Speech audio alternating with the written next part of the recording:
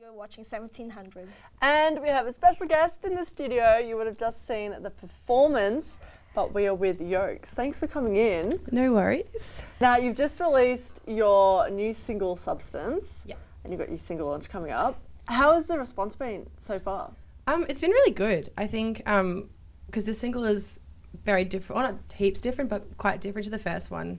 I think it's definitely a bit more ambitious, and it's been good. And I really enjoyed it, and my friends really like it too, which is nice. So, but yeah, we have that was the first time we played it live, and yeah, it's been pretty good. Oh, Sorry about that. Yes, Maddie? I was going to say, there's some interesting ideas behind the song. How did you develop your ideas for this and put it all together? Yeah, so I don't always write from my perspective. I like to draw from different scenarios or things that I observe from other people as well, and put them into my songs. So I guess that's how this song kind of came about. And then, yeah, as I was writing about it, it just kind of became about that whole toxic relationship and going back to something that's comfortable just because you know it and it might not be good for you. So yeah, that's the whole idea behind the song. Cool. Now, Elle, I've done some research, did a bit of Googling, and I found out that you built your own studio. How long did it take you to get it up? No, I definitely did not. I didn't build it at all, but Wrong choice of words. Yeah, close. I went through a time, because I used to just write music and play guitar and sing. That was all I did, and I got really sick of doing that.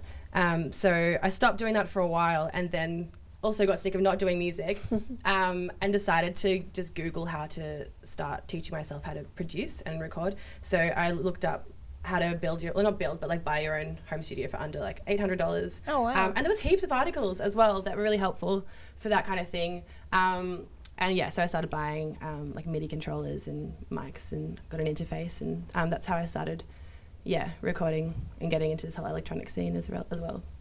Cool. And this is your second single. Your first single, Return to Sender, came out last year. So was that kind of really recent after you just started experimenting? Are these kind of the first things that have come out of you using your home studio? Yeah, so Return to Sender was one of the first songs that I recorded in my little studio at home. And I actually went back and found the very first version of that song the other day. I nearly cried because it was atrocious. It was so bad. It came a long way, I hope. But so I think there's been a significant amount of time in between my first single and the release of this new one. But yeah, I just, I felt like with this one, I could be more daring. I could add more sounds and layers and things like that. So.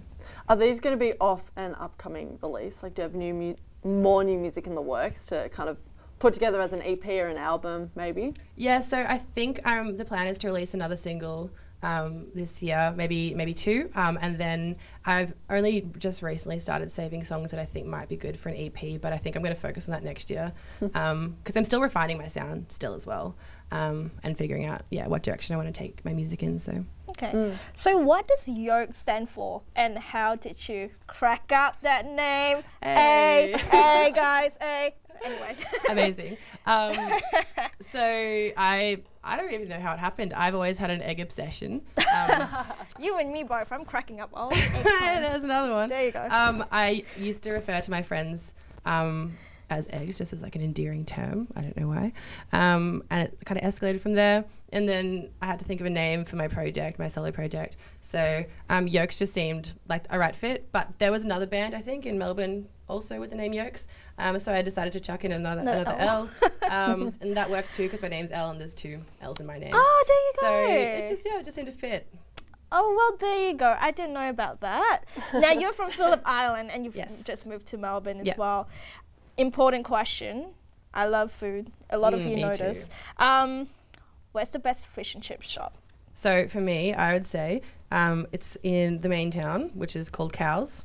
And it's right on the strip. I love the irony of it, your cows. Yeah. Fish from the sea, cows on land. Yeah.